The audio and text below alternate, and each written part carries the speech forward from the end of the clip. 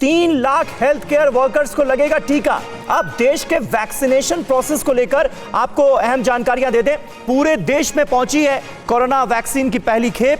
16 जनवरी से पूरे देश में टीकाकरण की तैयारियां पूरी कर ली गई हैं।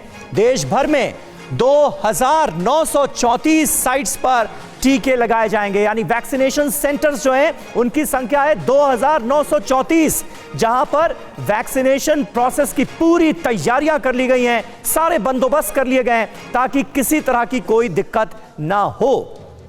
तो निश्चित तौर पर हिंदुस्तान के लिए 16 जनवरी का दिन बहुत ज्यादा अहम है और जैसा कि प्रधानमंत्री नरेंद्र मोदी ने कहा था कि हिंदुस्तान ही नहीं पूरी दुनिया की आंखें इस बात पर लगी हुई हैं कि भारत में दुनिया के सबसे बड़े वैक्सीनेशन प्रोग्राम को अंजाम कैसे दिया जाता है। कैसे दिया जाएगा बताते हैं आपको। 16 जनवरी को क्या होगा? दुनिया के सबसे बड़े टीकाकरण अभियान का आगाज होगा। प्रधानमंत्री नरेंद्र मोदी इस महाअभियान की शुरुआत करेंगे। वर्चुअल कार्यक्रम के जरिए PM Modi CoWIN app launch करेंगे। लॉन्चिंग के साथ ही पूरे देश में वैक्सीनेशन प्रोसेस शुरू हो जाएगा, वैक्सीन लगनी शुरू हो जाएगी। कुल 2934 साइट्स पर वैक्सीन लगाने के पूरे इंतजाम, सारे बंदोबस्त कर लिए गए। पूरे देश में हेल्थ केयर वर्कर्स को टीका लगाया जाएगा, यानी जो हमारे फ्रंट लाइन वर्कर्स हैं जिन्हें इस वैक्सीन की डोज की सबसे ज्यादा जरूरत है, पहले फेज में उन्हीं का नाम है। कोविन ऐप पर वैक्सीन लेने वालों का पूरा हिसाब होगा, पूरी डिटेल होगी और लोगों को एसएमएस के जरिए इसकी सूचना दी जाएगी कि उन्हें किस सेंटर पर जाना है, किस वक्त पर जाना है।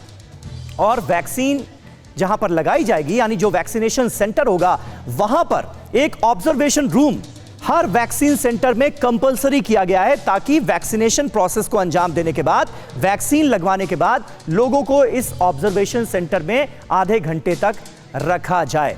डॉक्टर एमसी मिश्रा इस वक्त हमारे साथ मौजूद है। डॉक्टर मिश्रा, निश्चित तौर पर वो शुभ घड़ी जिसका हिंदुस्तान इंतजार कर रहा था वो आने वाली है। 16 जनवरी को वैक्सीनेशन प्रोसेस शुरू हो जाएगा। तैयारियां जो की गई हैं पूरे देश में इसके लिए, इससे लेकर आप क्या कहेंगे? नहीं, ये तो अनप्रेसिडेंटेड है। ऐसा ये मैं कहूँगा अप्रत्याशित हुआ है जो तैयारी हुई है जी। ऐसी तैयारी मैंने तो अपने मेडिकल प्रोफेशन में पहले नहीं देखी है। पिछले 50 वर्ष से मैं अपने प्रोफेशन से जुड़ा हुआ हूँ और मैंने इतनी बृहद स्केल पे और इतनी ऑर्गेनाइज सिस्टमेटिक तैयारी, ये वाकई में तारीफ के काबिल है। इसमें सराहना करनी चाहिए हमें भारत सरकार की, हमारी स्वास्थ्य मंत्रालय की, ICMR की और हमारे जो वैक्सीन मैन्युफैक्चरर्स हैं और इसके अलावा जो हमारे वैज्ञानिक हैं, सभी शुभकामनाओं के, बधाई के पात्र हैं और इनकी जितनी सराहना की जाए कम है। और जिस तरह से पूरा तंत्र इसमें लगा हुआ है आज और इसमें कैपेसिटी बिल्डिंग ट्रेनिंग हुई है, क्योंकि इंट्रामस्कुलर इंजेक्शन लगना है तो उसकी ट्रेनिंग हुई है, ट्रेनिंग और ट्रेनर्स हुई है।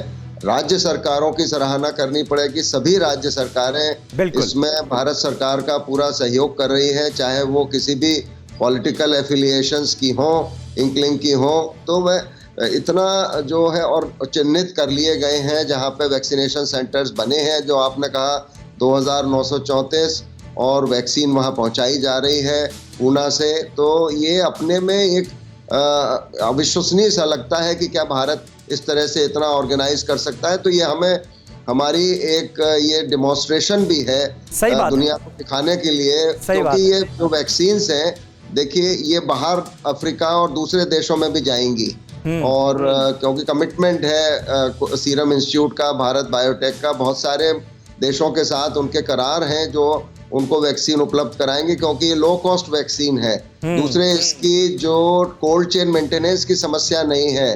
तो ये आप समझिए कि कितनी बड़ी बात है ये भारत के लिए आज कि इस पेंडेमिक से दुनिया को मुक्त करने में भारत की भूमिका एक अहम भूमिका होने वाली है। आज चाइना की वैक्सीन की कोई बात नहीं कर रहा है, कुछ देशों ने ली है, बट चाइना की वैक्सीन, क्योंकि चाइना पे ट्रस्ट हर तरह से खत्म हुआ है पूरी दुनिया का। तो आप ये समझ सकते हैं, और फाइजर और मॉडर्ना वैक्सीन जो है वो महंगी हैं, उनकी कोल्ड चेन मेंटेनेंस की बहुत बड़ी समस्या है। अमेरिका में ही समस्या है, तो आप समझ सकते हैं कि भारत में कैसे वो आएगी या अफ्रीका में कैसे आएगी।